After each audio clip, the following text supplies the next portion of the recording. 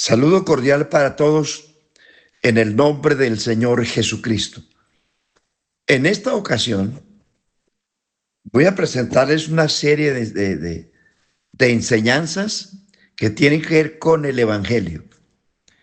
Romanos capítulo 1, versículos 16 y 17 dice: porque no me avergüenzo del Evangelio, porque es poder de Dios para salvación a todo aquel que cree, al judío primeramente y también al griego, porque en el Evangelio la justicia de Dios se revela por fe y para fe, como está escrito: mas el justo por la fe vivirá.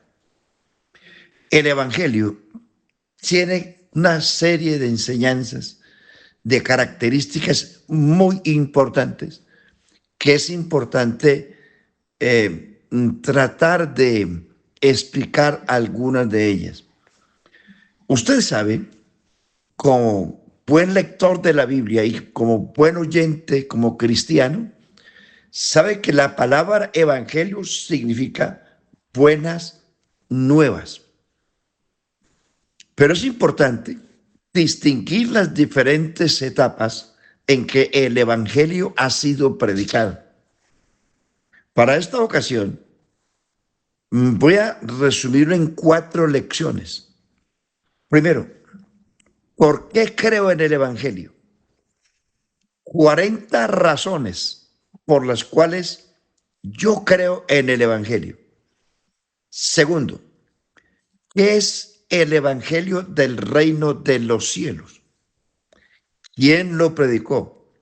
¿Cuándo se predicó? ¿Y para quién se predicó? Es importante eso. ¿Quién lo predicó? ¿Cuándo lo predicó? ¿Y para quién lo predicó? El evangelio del reino de los cielos. Tercero, ¿qué es el evangelio del reino de Dios? ¿Quiénes lo predicaron?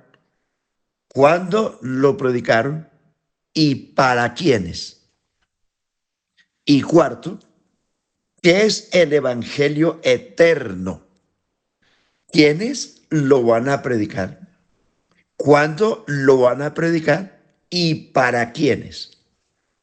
Esos aspectos son importantes para que tengamos en cuenta y no metamos todo en la misma vasija y le demos la misma interpretación a todos.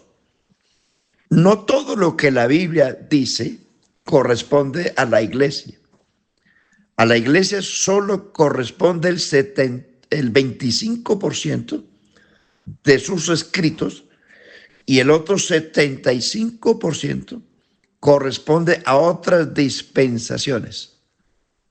Eso es importante. La predicación tiene que basarse en lo que dice el Nuevo Testamento con respecto a Jesucristo y a la iglesia. Los evangelios narran la predicación del evangelio del reino de los cielos. Los hechos narran la historia de la iglesia, y la doctrina de la iglesia está en las cartas apostólicas. Solo el libro de Romanos, tan pequeño ese libro, solo tiene 16 capítulos, pero ahí hay 19 doctrinas fundamentales. Por eso es muy importante, apreciado hermano, tener en cuenta lo que dice la interpretación de la Biblia. ¿Quién lo dijo? ¿Cuándo lo dijo? ¿A quién lo dijo? ¿Dónde lo dijo? ¿Por qué lo dijo? ¿Para qué lo dijo? ¿Para quiénes lo dijo? ¿Y para cuándo lo dijo? Es muy importante la interpretación dispensacional. No todas las dispensaciones corresponden a la iglesia. Como nosotros sabemos, tenemos diferentes dispensaciones. La dispensación de inocencia, cuando el hombre estaba en estado de inocencia. Después la dispensación de conciencia, cuando el hombre fue consciente de lo bueno y de lo malo. Después vino la dispensación del gobierno humano, que terminó con la Torre de Babel.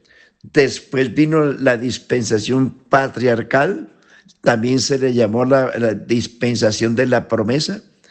Luego vino la dispensación de la ley a través de Moisés.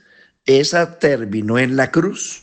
Y ahora, a partir de la resurrección de Cristo, estamos en la dispensación de la gracia. Esa es la dispensación que le corresponde a la iglesia del Nuevo Testamento. La palabra, como dije antes, evangelio significa buenas nuevas. Este fue el mensaje que también recibió, que en algunos casos representa buenas nuevas para algunos, pero noticias malas para otros. Por ejemplo, a Noé se le dijo que hiciera un arca en la cual se salvaría él con su familia. Esas son buenas nuevas. Pero también, acompañado con eso, se le dijo a Noé que Dios iba a destruir a la humanidad con un diluvio. Esas son malas noticias. Igualmente, a Abraham Dios le dio la buena nueva, que de su simiente levantaría el Redentor, que él heredaría la tierra de Canaán como herencia, que su nombre sería engrandecido, que de él levantaría una descendencia como las estrellas del cielo, que el pacto sería gobernante del mundo. Esas son buenas nuevas. A Lot se le dieron las buenas nuevas, pero a la vez también malas. Se le dijo: escapa por tu vida, no mires tras ti, no sea que perezcas. Esas son buenas noticias, porque iba a salvar su vida. Malas noticias, que Dios iba a destruir a Sodoma y Gomorra con fuego. Igualmente, a Moisés se le dijo que Dios levantaría un profeta como él, y que acontecería que quien no oyere a ese profeta sería desarraigado del pueblo. A David se le dijo que de su descendencia levantaría el Cristo, el cual se sentaría en su trono y que su reino sería para siempre. Igualmente, a Jacob se le dijo que de una de las tribus vendría Silo, que quiere decir, es un título mesiánico. Fue también las buenas nuevas que recibieron los profetas del Antiguo Testamento. El Salmo 1, que es un salmo que lo citan muchas veces, pero ese salmo solo le cabe a Jesucristo. Bienaventurado el varón que no anduvo en consejo de malos, ni en silla de escarnecedores se ha sentado. Eso no le cabe sino a Cristo. Es el único que pasó por ahí, porque todos los demás han pecado. El capítulo 2 de los Salmos fue dicho y escrito 1000 años antes de Cristo, donde se habló por primera vez en el Antiguo Testamento de un hijo. Le dice Dios a David: mi hijo eres tú, yo te he engendrado hoy. Está hablando de la profecía que se cumpliría 1000 años después. Eso ocurrió cuando Jesús fue engendrado según el Nuevo Testamento. En ese salmo está en doble sentido también, porque en ese salmo le dice: pídeme y te daré como herencia las naciones de la tierra y como posesión tuya los confines de la tierra. Eso es solo para Cristo. El Salmo 22 está hablando proféticamente del Redentor, del Cordero de Dios. El Salmo 23 está hablando del buen pastor, que es Cristo. El Salmo 24 está hablando de Cristo, el Rey que entraría en alzado puertas vuestras cabezas y entrará el Rey de la gloria. Igualmente los profetas como Isaías, eh, Jeremías, Daniel y los demás profetizaron acerca de estas cosas que no pudieron ver ellos. Estos, dice el apóstol Pedro, indagaron diligentemente los profetas del Antiguo Testamento. Indagaron diligentemente acerca de qué persona y qué tiempo indicaba el Espíritu de Cristo que estaba en ellos. Es decir, ellos profetizaban cosas, pero no sabían para quién era. A estos se les reveló y se les dijo que ellos no profetizaban para ellos, sino para los que habrían alcanzar los fines de los siglos. Es decir, la iglesia, de los hombres que habrían de anunciar el evangelio por el Espíritu Santo enviado del cielo, cosas en las cuales anhelan mirar los ángeles. El Señor Jesús le dijo a los apóstoles: ustedes son bienaventurados, porque muchos profetas y sacerdotes y reyes desearon ver lo que ustedes ven, oír lo que ustedes oyen, pero no lo alcanzaron. Pero ustedes son bienaventurados. Igualmente yo llamaría bienaventurada la iglesia de hoy, porque Dios pudiera haber salvado a muchos, y usted es testigo, hermano, alrededor de su casa, su vecindad, sus compañeros de trabajo, de estudio, etcétera, no conocen el evangelio, pero usted sí lo conoció. Y uno pregunta, ¿por qué yo? Es un privilegio y es una bienaventuranza que nosotros no podemos desaprovechar. Buenas nuevas.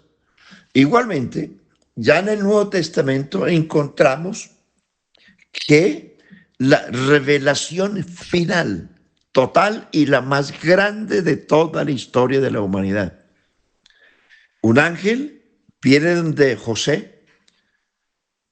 José se había casado con María, pero dice, antes que se juntase, se halló que María estaba embarazada. José, como era justo, y no quiso infamarla y quiso dejarla secretamente. Pensando él en esto, se iba a ir. Un ángel del Señor le dice a José: no temas recibir a María tu mujer, porque lo que en ella hay engendrado del Espíritu Santo es, y dará a luz un hijo, y llamará su nombre Jesús, porque él salvará a su pueblo de sus pecados. Esas son buenas nuevas.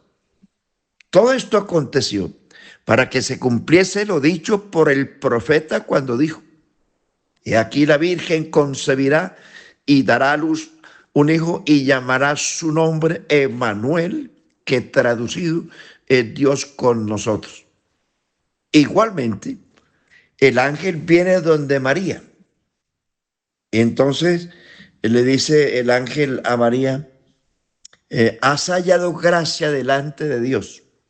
Ahora concebirás en tu vientre y darás a luz un hijo. María responde: ¿cómo va a ser esto? Yo no conozco varón, no he estado con varón alguno. El ángel le responde: el Espíritu Santo vendrá sobre ti y el poder del Altísimo te cubrirá con su sombra. Por lo cual el santo ser que nacerá de ti será llamado Hijo de Dios. Esas son buenas nuevas. Igualmente el mensaje de Juan el Bautista: todo valle se rellenará y se bajará todo monte y collado. Los caminos torcidos serán enderezados y los caminos ásperos serán allanados, y verá toda carne la salvación del Señor. Esas son buenas nuevas. Y así, en esta introducción hay muchos pasajes de la Biblia en que Dios le dio las buenas nuevas, no solamente en el Antiguo Testamento a algunos, sino también mayormente a la iglesia del Nuevo Testamento. Ahora sí metámonos en materia. ¿Por qué creo en el Evangelio?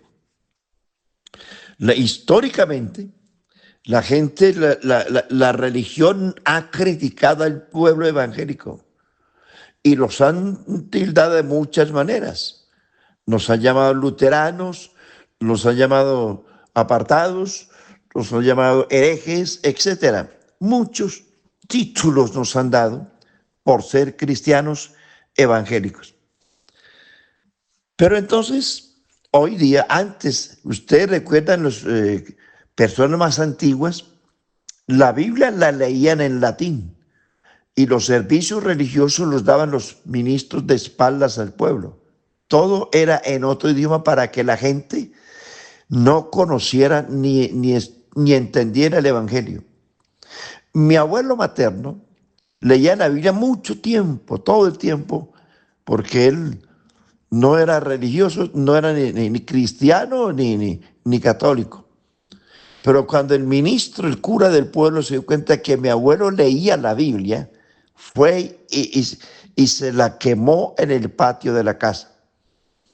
Y le dice, ninguna persona puede leer la Biblia, porque el que lea la Biblia se enloquece. Eso era lo que anteriormente decían, porque la religión no quería que el pueblo conociera la verdad. Pero gracias a Dios, que la revelación de Dios ha venido lentamente pero segura. Hoy hay en el mundo millones y millones y millones de cristianos que invocan el nombre de Jesús y que leemos la Biblia y predicamos la Biblia a todo el mundo. Yo creo en el Evangelio, primero, porque el Evangelio, porque Dios es el autor del Evangelio. Marcos 1:1, principio del Evangelio de Jesucristo, Hijo de Dios. Hebreos 2, es necesario, dice el apóstol, que con más diligencia atendamos a las cosas que hemos oído, no sea que nos deslicemos. Porque si la palabra dicha por medio de los ángeles, o sea, la ley, recibió justa retribución a los que la violaron, ¿cuánto más, dice la Biblia, cómo escaparemos nosotros si descuidamos una salvación tan grande? Escuche esto, la cual habiendo sido anunciada primero por el Señor, nos fue confirmada por los que oyeron, testificando Dios juntamente con ellos con señales, milagros y diversos repartimientos del Espíritu Santo según su voluntad. O sea, el autor del Evangelio es Jesucristo. Número 2, creo en el Evangelio porque el Evangelio es la expresión de la gracia de Dios. Porque por gracia sois salvos, por medio de la fe. Esto no es de vosotros, es un don de Dios. Y el Evangelio de San Juan dice, porque dice, de gracia recibiste, dad de gracia, porque de su plenitud tomamos gracia sobre gracia. El Evangelio revela la gracia de Dios.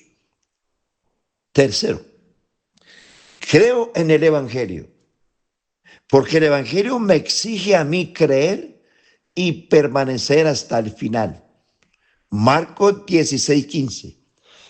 Id y predicad el Evangelio a toda criatura. El que creyere y fuere bautizado será salvo, mas el que no creyere será condenado. Creo en el Evangelio. Número 4, porque creer en el Evangelio es ser librado del juicio de la condenación. Juan 3:18. Todo aquel que en él cree no es condenado, pero el que rehúsa creer en él ya ha sido condenado, por cuanto no ha creído en el nombre del unigénito Hijo de Dios. Pero si lo creo, soy librado del juicio. Si no lo creo, voy a condenación. Número 5. Creo en el Evangelio porque el Evangelio revela la fe. Recuerden que la fe ha sido el único camino que conduce a Dios desde el principio.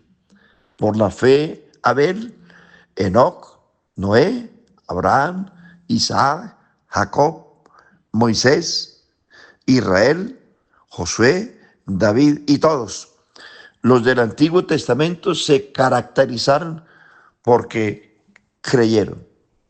El capítulo 11 de la carta a los Hebreos menciona la galería de los hombres de la fe en el Antiguo Testamento. Y Dios hizo cosas tan grandes en el Antiguo Testamento porque hubo gente que le creyó.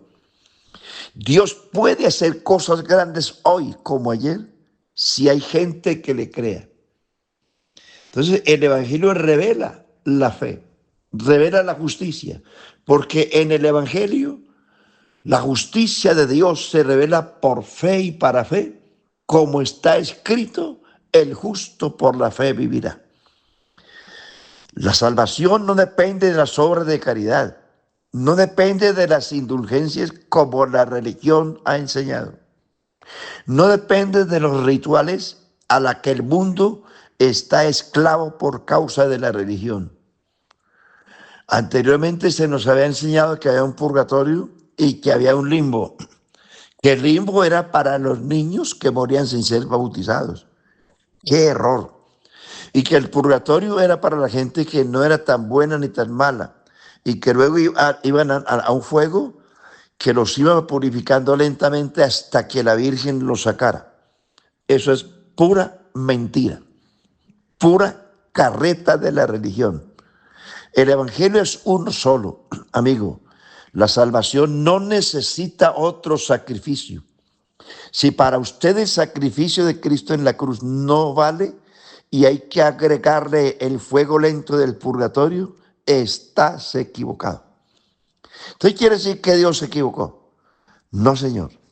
La Biblia dice, hablando de Jesucristo, dice, he aquí el Cordero de Dios que quita el pecado del mundo.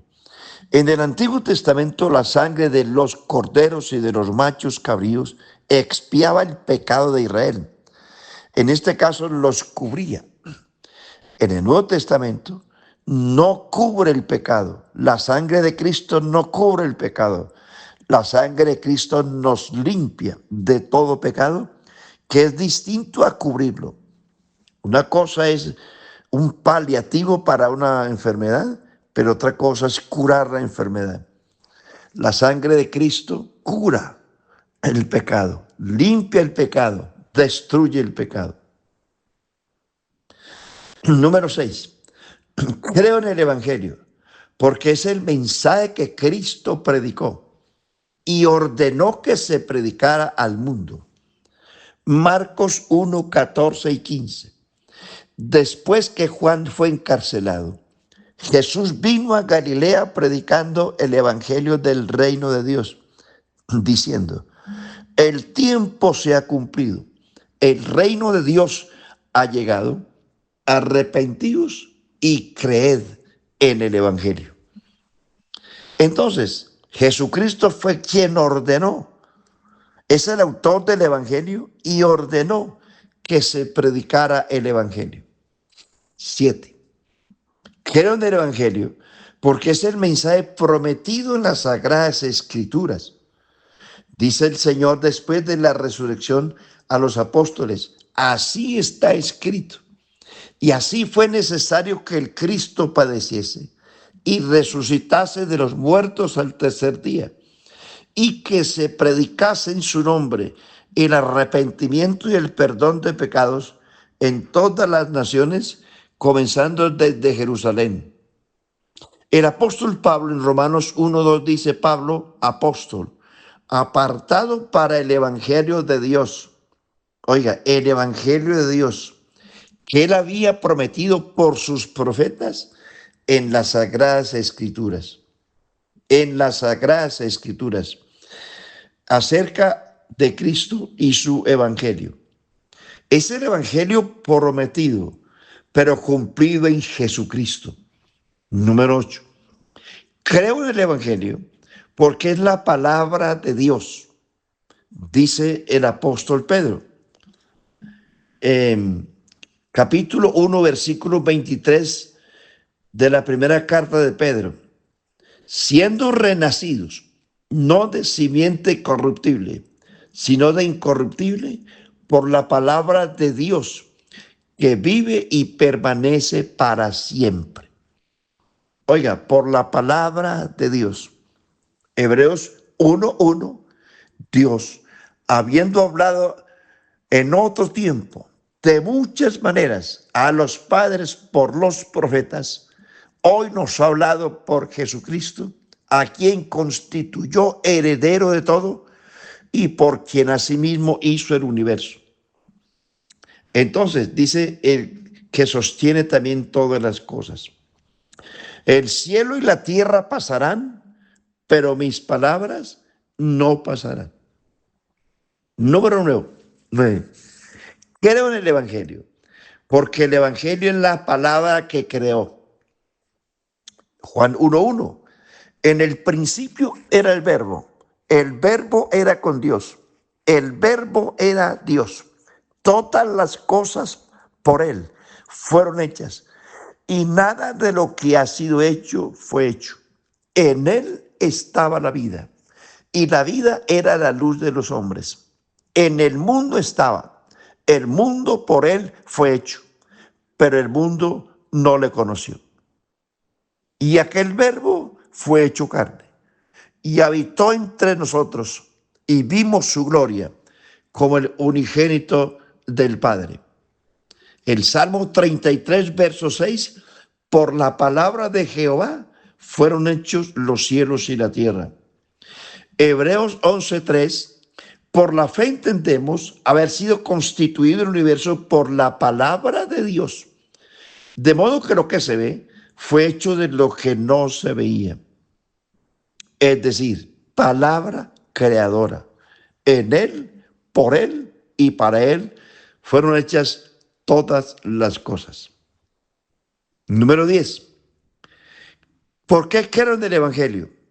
Porque el Evangelio es el que sostiene la creación. La palabra de Dios sostiene los mundos. Hebreos 1:3. Él sustenta todas las cosas con la palabra de su poder. Colosenses 1:17. Y él es antes de todas las cosas y todas las cosas en él subsisten. Por eso, hermano que me escucha, hay que ser agradecido con Dios. Dios nos ha revelado tantas cosas importantes que nosotros humanamente no merecemos. Así que este es el comienzo de el por qué creo en el Evangelio. Continuaremos en la próxima lección con el punto número 11. ¿Por qué creo en el Evangelio? Feliz día para todos. Dios les bendiga.